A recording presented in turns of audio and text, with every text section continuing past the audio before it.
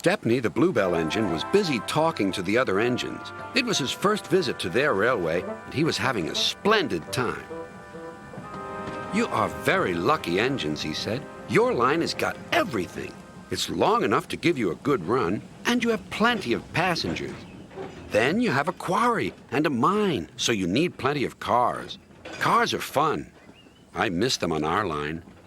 Percy was surprised. All the engines thought cars were trouble.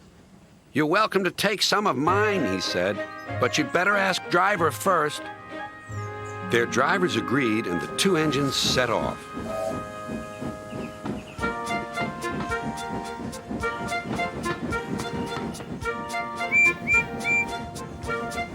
Thomas and Toby were speechless. Stepney took the cars to the harbor.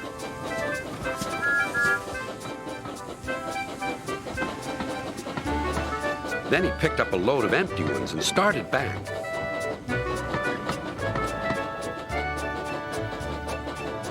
Ahead was a cricket field. The game had just begun. Stepney and his driver had to wait at a signal. "Good," said his driver. "We can watch the game." Then there was trouble. The batsman hit the ball. It flew high into the sky toward Stepney's train. Clunk went the signal.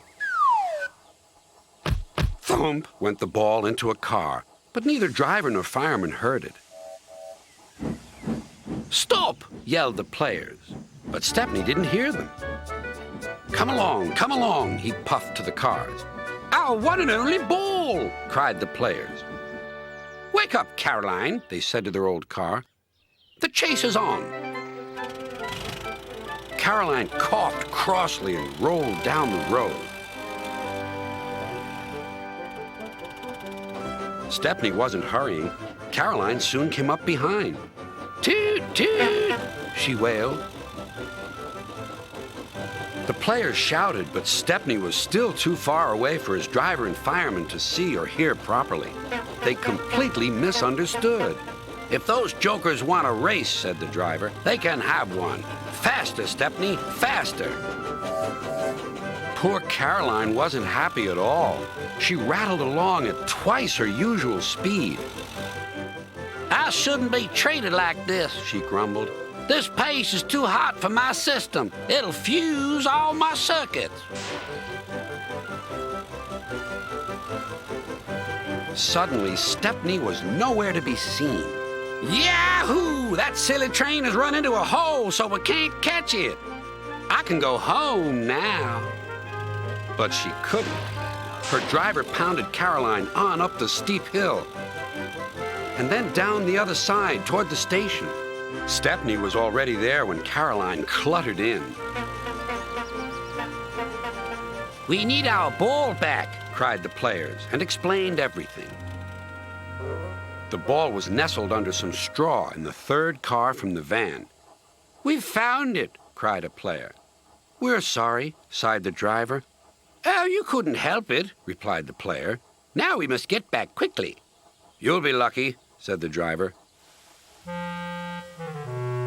Caroline looks worn out. And she was. The driver spoke to the station master and the signalman, and they all agreed on a plan. Soon they had rolled Caroline onto a flat car with a brake van coupled behind. The players crowded inside, and Stepney pulled the train back to the playing field.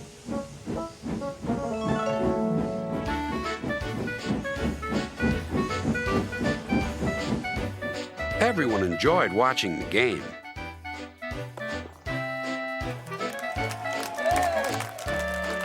Even Caroline was pleased. She doesn't think trains silly now. They have their uses. They can save wear and tear on a poor car's wheel.